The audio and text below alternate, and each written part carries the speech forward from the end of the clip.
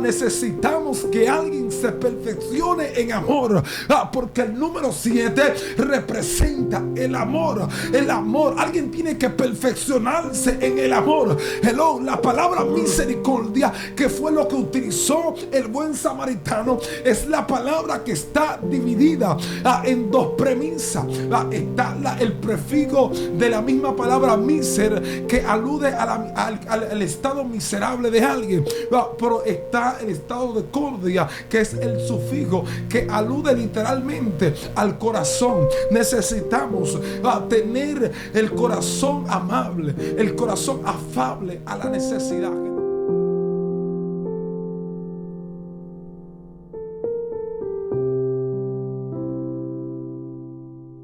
Dios le bendiga, amados. ¿Cómo están? Somos los medios del avivamiento, de ministerio escogido por Dios. Y hoy, como todos los días, tenemos una palabra poderosa, la cual Dios ha puesto en nuestro espíritu. Y quiero que tú entiendas que en tiempo de avivamiento esta palabra va a marcar un antes y un después. Así que te invito a sepultar la dimensión del espíritu en la que estás, porque vas a ser transicionado por esta palabra. Amén. Dios te bendiga. Para mí es un gozo y un orgullo estar en tiempo de avivamiento con ustedes, compartiendo la palabra como siempre deberíamos estar disfrutando de esta hermosa palabra que Dios le trae a tu vida todos los días, donde va a ser transformada tu corazón, tu vida y tu familia. Amén.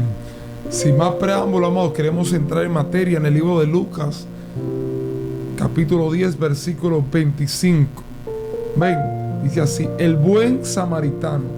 Y aquí un intérprete de la ley se levantó y dijo, para probarle: maestro, ¿haciendo qué cosa heredaré la vida eterna? Él les dijo: ¿Qué está escrito en la ley? ¿Cómo lees? Aquel respondiendo dijo: amarás al Señor tu Dios con todo tu corazón, con toda tu alma y con toda tu fuerza y con toda tu mente, y a tu prójimo como a ti mismo. Y le dijo: bien has respondido, haz esto y vivirás. Pero él, queriendo justificarse a sí mismo, dijo a Jesús: ¿quién es el prójimo? Respondiendo Jesús dijo: un hombre descendía de Jerusalén a Jericó y cayó en manos de ladrones, los cuales le despojaron e hiriéndole se fueron, dejándole medio muerto. Aconteció que descendió un sacerdote por aquel camino y viéndole pasó de largo. Asimismo un levita, llegando cerca de aquel lugar y viéndole pasó de largo. Pero un samaritano que iba de camino vino cerca a él y viéndole fue movido a misericordia, y acercándose vendó sus heridas, echándoles aceite y vino poniéndole en su cabalgadura. Lo llevó al mesón y cuidó de él. Y al otro día al partir sacó 2 denarios y los dio al mesonero y le dijo: cuídamele, y todo lo que gastes de más yo te lo pagaré cuando regrese. ¿Y quién fue de estos 3 te parece que fue el prójimo del que cayó en manos de ladrones? Él le dijo: el que usó de misericordia con él. Entonces Jesús le dijo: ve y haz tú lo mismo. Wow. Esta palabra de verdad que es poderosa. Padre, te pido que la haga explícita a cada uno de los oyentes. Te pido que tu palabra sea como el martillo que golpea la peña hasta desboronarla. Te pido que tu palabra, Señor, no descienda de ti vacía, sino que cumple el propósito con el cual ella es enviada. Padre, te pido que sea tú haciendo que esta semilla pueda ser la semilla fructuosa, la que germina ni al 60 ni al 30, sino al 100 por 1. En el nombre de Jesús. Amén. Amado, este tema, que el mismo tema que Dios nos ha dado, amor incondicional, llama mucho la atención en nosotros. Porque cuando hablamos de amor incondicional, estamos expresando el amor sin condiciones. De hecho, podemos ver que la definición de amor incondicional es el amor, o más bien es la decisión de amar sin ningún tipo de consecuencia, sin importar las decepciones. Es amor amar a ciega, es amar sin esperar nada a cambio, es amar sin límite, es amar sin reserva. De manera que hoy en este tiempo de avivamiento queremos hablar de amor incondicional, que es literalmente la expresión masiva respecto al amor. Por ende, yo quiero utilizar algunas raíces de amor. Por ejemplo, el amor de la palabra griega proviene una palabra ágape. Para el amor ágape, que es el amor que obtiene un autosacrificio, es el amor que implica sacrificio, es el amor más elevado, es el amor más alto que podamos demostrar. De manera que yo entiendo que amor incondicional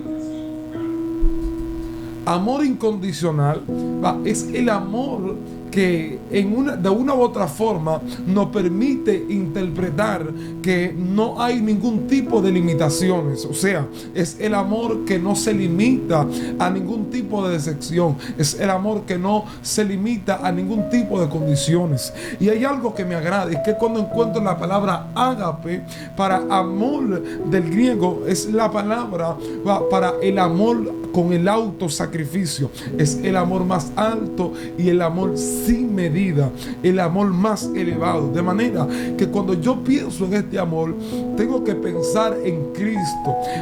De manera que en la antigüedad se había demostrado aquellas personas que tenían el índice más elevado de amor. O sea, aquellas personas que habían cumplido con algún tiempo, en algún momento habían cumplido, o más bien habían establecido un récord Guinness de amor. Eran aquellas personas que le demostraban a sus amigos que lo amaban, aún entregando su vida por ellos. Por ende, el índice más elevado de amor era aquel que entregaba su vida por su amigo. Pero nos damos cuenta que Cristo viene y rompe los parámetros, rompe literalmente el récord que había sido instaurado e establecido, demostrando que el amor no solamente lo debo expresar sobre aquellos que me corresponden, sobre aquellos que yo tengo empatía, sino que Cristo vino a demostrar con hechos que Él nos amó. Por ende, Él dice la Biblia en el libro de Juan capítulo 3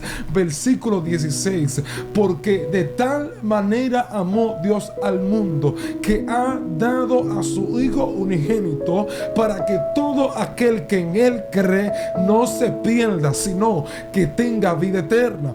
Lo que Dios está haciendo es que por mucho tiempo tú has entendido y has escuchado de amor por expresión, pero Cristo dijo: no, yo voy a expresar con una demostración práctica de que yo amo. ¿Cómo? Sencillamente nos damos cuenta que Cristo vino no solamente a morir con excepciones. Cristo no entregó su vida con excepciones. Cristo no nos amó con excepciones. ¿Por qué? Porque Cristo nos demostró el amor incondicional, muriendo por sus amigos, pero también entregando sus vidas por sus enemigos. Y alguien se preguntará: ¿y qué enemigo tenía Cristo? Si era un hombre de tan buen vivir, si era una persona humilde, si era una persona amorosa, ¿qué tipo de enemigo podía tener? Sencillo, los mismos verdugos, aquellos que los crucificaron, aquellos que les terminaron, aquellos que los prendieron, eran sus enemigos. Y podemos ver cómo la Biblia enseña y nos muestra esta premisa tan importante, donde los mismos que lo están crucificando, los mismos que lo están arrestando, los mismos que lo están ejecutando hasta la muerte, son a ellos que Cristo clama antes de expirar y entregar su alma o su espíritu. Literalmente dice: Padre, perdónalo, porque ellos no saben lo que hacen. Padre, perdónalo, porque ellos no saben lo que hacen. Y no obstante, no estimó su condición de ejecutamiento para poder retractarse de entregar su amor, de entregar su muerte para que otros puedan recibir beneficios.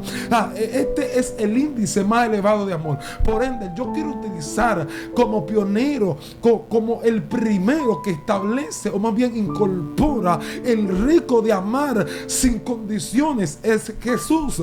Por ende, si esta revelación, si esta disertación no es centralizada con Cristo como el primer hombre que expresa su amor incondicional, yo creo que quedaría sin ningún tipo de argumento, sin ningún tipo de base, porque Cristo es el único que demostró el amor incondicional. Por eso me agrada cuando leemos en el libro de Lucas capítulo 10 versículo 25. Profeta, cuéntame.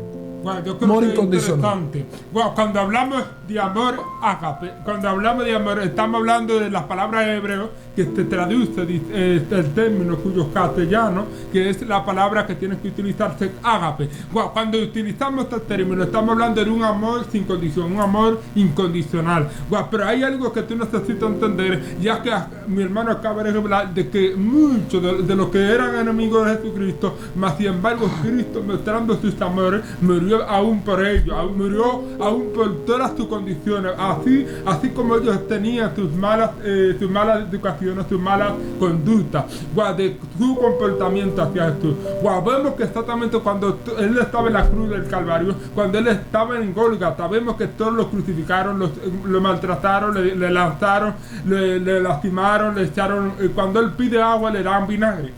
Sin embargo, Cristo muere, Cristo se ofrece como matadero, Cristo se ofrece como que fue un pecador, pero sin embargo es donde Él está mostrando su misericordia y su amor hacia todos los enemigos, dando a entender que aquellos que los crucificaron, aquellos que hicieron sugerencia a Jesús diciéndolo: si eres tú el Hijo de Dios, si eres tú el restaurador, si eres tú el Rey de los judíos, yo creo que tú muestres tu Redentor, tú muestras tu gloria, tú muestras tu poder.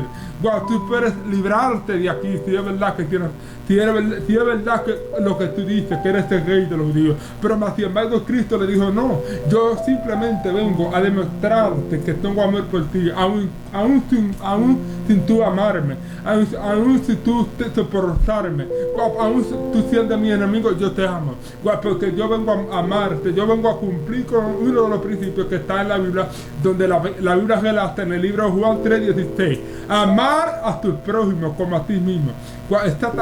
Dice que envió a su Hijo unigénito para que muriera por todos los pecadores.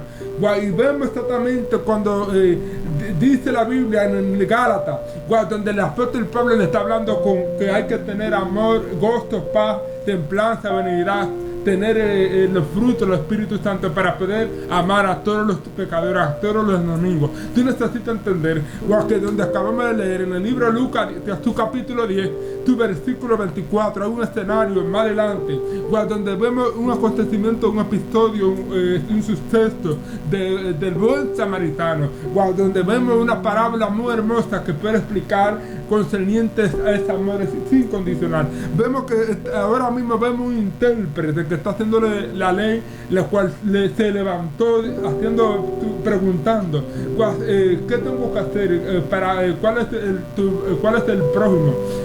Cristo le dice el prójimo, amar a tu prójimo es cumpliendo el mismo. Vamos a hacer esta parábola diciéndole: mira, esta persona que estaba en Jericó, dice que lo tiraron como mendigo, lo tiraron, lo hirieron, le dieron golpes, los ladrones lo tiraron en el suelo. Mas sin embargo pasa un sacerdote, pasa un levita, pasa un y todos obviaron la condición en la que estaban. Pero ¿cómo surge? ¿Dónde nace? ¿Dónde entra el desarrollo de dichas dificultades? ¿Dónde entra el desarrollo de problemas en la cual yo difiero? Y estoy viendo como un hombre que estaba, un hombre dotado de la ley, un hombre que era literalmente sumamente importante, era alguien que pertenecía o gozaba de alto estatus en la sociedad, era alguien de preeminencia, alguien relevante frente a las autoridades, y un hombre gozando de tal posición viene y le hace una pregunta sarcástica a Cristo y le dice: ¿qué debo hacer para heredar la vida eterna? Él le hace esa pregunta de una forma sarcástica. Y hay algo que yo puedo ver, y es que Cristo le está diciendo: ¿acaso no lee? ¿Acaso tú no lees? ¿Acaso tú no has leído lo que dice la ley? ¿Qué dice la ley? Sí, y él le dice: bueno, la ley dice: amarás a Dios sobre todas las cosas, con toda tu mente, con toda tu fuerza, con todo tu corazón. Y no obstante, estoy viendo aquí que él le responde, y en segundo plano, amar al prójimo como a ti mismo, o sea, como a mí mismo. Y él le dijo: wow, porque usted la sabe, bien ha respondido. Y hay algo que estoy mirando, y es que literalmente Cristo le está diciendo: wow, tú mismo te respondiste, haz esto y vivirás, haz lo que has leído, cumple estas leyes y vas a vivir. Y no obstante, él le hace una pregunta, viendo que no le había respondido correctamente, y él le está diciendo: oye, yo quiero que tú me digas qué debo hacer, yo quiero que tú me digas cuál es el prójimo.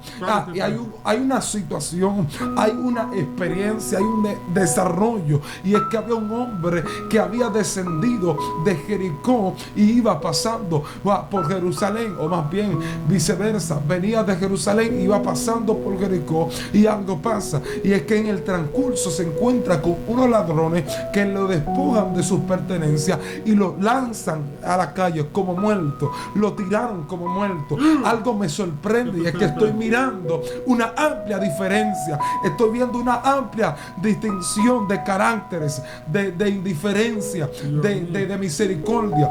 Y es que estoy viendo el sumo sacerdote, un ministro activo, literalmente de la grey, obvió literalmente la condición de este hombre. ¿Qué es lo que yo quiero ver? ¿Qué es lo que yo quiero destacar? Es que la misericordia nunca se puede apartar de nosotros. La indiferencia es algo que nos hace literalmente insensible frente a las necesidades de otros. Por ende, hay algo que me llama la atención. Pasó un sacerdote, lo miró y siguió de largo. Pasó un levita, lo mira y sigue de largo. ¿Cuál es la cuestionante? Aquí la cuestionante es que eran ministros, eran ejemplos. Es verdad que existe la excusa por el simple y mero hecho de que eran ministros, no podían contaminarse, ya que la ley había impuesto, o más bien había incorporado, que todo aquel que tocara un cadáver se hacía impuro al mismo instante. Eso es correcto, eso es válido. Lo que yo jamás voy a tolerar es que tú me condiciones, porque en la escala de prioridades yo debo sobrevaluar, o yo debo sospesar qué es lo más prioritario: la vida o la posición, la vida o mi asignación, la vida o mi reputación. ¿Qué es más importante? Es lo que no podemos negociar. Está en juego la posición del sacerdote. Es verdad que no podía ministrar, porque al hacerse impuro no podía ministrar. De hecho, los sacerdotes tenían ciertos requisitos, y uno de los requisitos era que ni porque iba a ministrar, o sea, en ningún momento, en ninguna ocasión en su vida cotidiana podían ejecutar ningún tipo de labor como esta, por el hecho de que como sacerdote habían sido apartados para un oficio sacro. Por ende, no tenían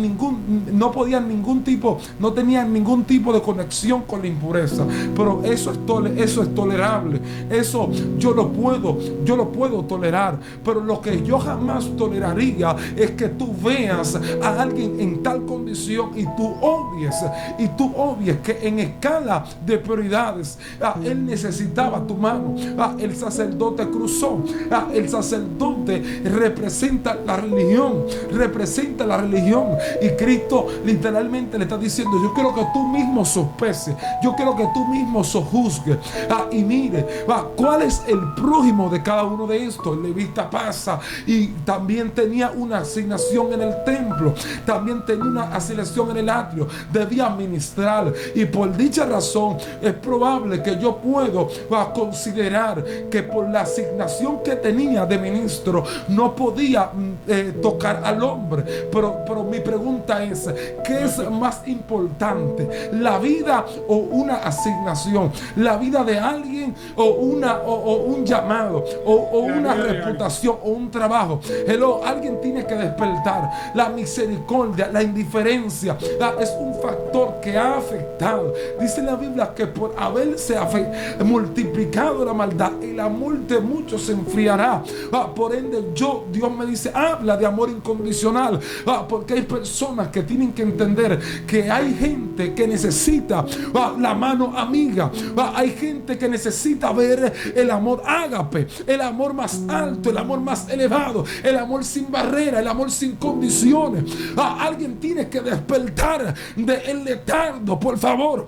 ¿Qué es lo que más me agrada? Que viene un samaritano y está corriendo. El samaritano viene corriendo porque tiene un compromiso en su trabajo, pero lo mira y en lugar de seguir de largo y en lugar de hacerse indiferente o hacer caso omiso a la situación indulgente en la que estaba herido. Hello, a mí me parece que el samaritano tenía menos responsabilidad. Número uno, porque los samaritanos y los judíos no se trataban entre sí. Número dos, porque literalmente lo más natural es que a ti te avelgue, a ti te tienda la mano, a ti te ayude, alguien que es literalmente de tu convivencia, alguien que pertenece a tu ciudadanía, alguien que pertenece literalmente a tu barriada, a tu lugar, a tu sectoría. Sin embargo, estoy viendo que este samaritano, obviando sus compromisos, obviando obviando el tipo de rivalismo que ellos llevaban, porque había una disputa, habían ciertas diferencias entre los judíos y los samaritanos. Este samaritano obvió literalmente las indiferencias que ellos tenían, obvió literalmente la riña o el rivalismo que ellos sostenían. Hay algo que tú tienes que entender. A la hora de la necesidad, tú tienes que obviar cualquier tipo de rivalismo, cualquier tipo de indiferencia. Necesitamos una generación que no hace caso omiso a esta circunstancia, a esta situación, a esta condición. Me agrada la actitud del buen samaritano. Pregúntame por qué. Porque el samaritano ejecuta tres acciones que me agradan. Primero, usó de misericordia. Número dos, dice que lo vendó. Número tres, le untó aceite. Número cuatro, lo montó en su cabalgadura y lo encaminó hacia el mesón. Número 6, pagó la deuda de los gastos que él de una u otra forma consumió en esta clínica.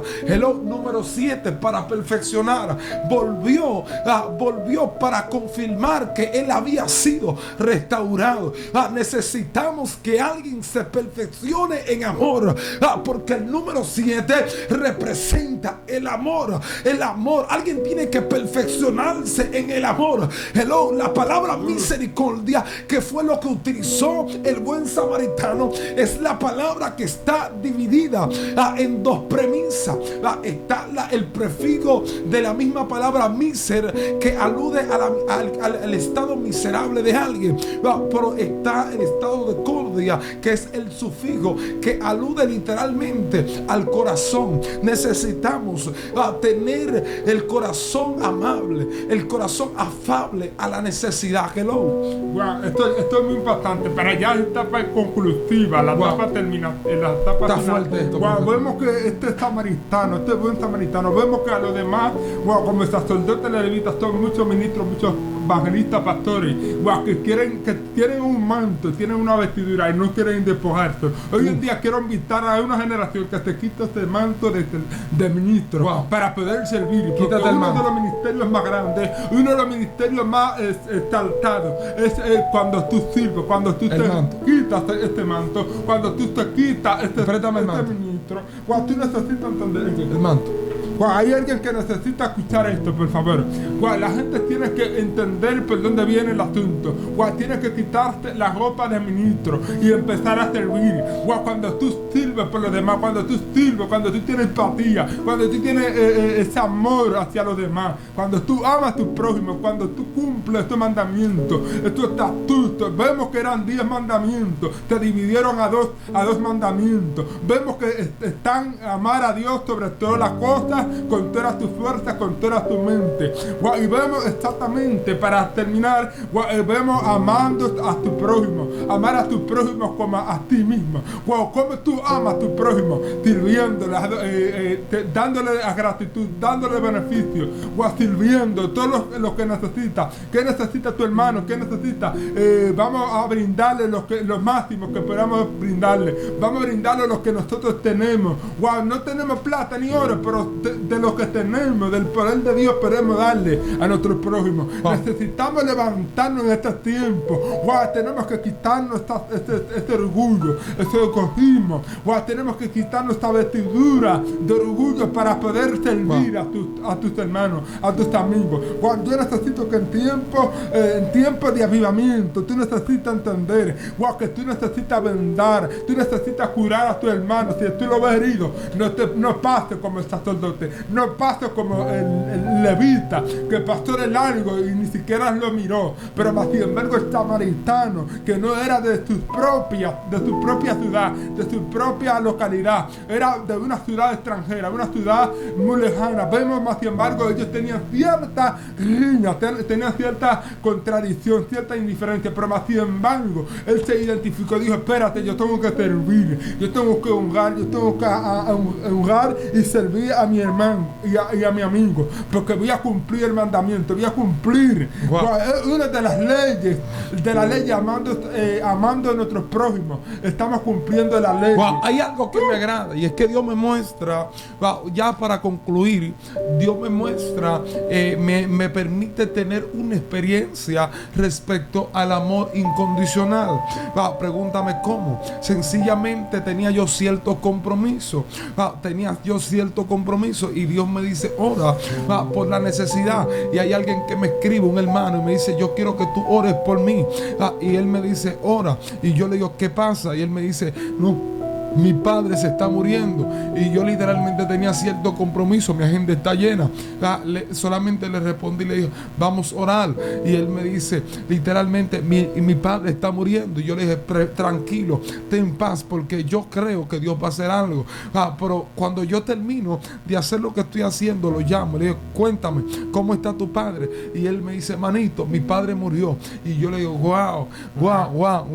Y el padre me dijo: tranquilo, porque yo quiero que tú ores por él, porque yo te entrego una unción para levantar muertos. Y yo empiezo a orar por él. Le digo: ahora yo declaro que te paras de ese estado de muerte en el que estás. Yo declaro que esa condición de muerte, ese espíritu de muerte, ahora sale de tu cuerpo. Y yo empiezo a orar, yo empiezo a orar. Y luego me llama él y me dice: Samuel, manito, acaba de suceder algo. Y le digo yo: ¿qué sucedió? Y él me dice: mi padre está en casa. Hello, mi padre está comiendo, mi padre está vivo. Wow, no pasaron 2 días, y ya Dios hizo el milagro. Hello, estaba muerto 2 días atrás, lo habían desconectado de la máquina, no podía respirar, no tenía vida.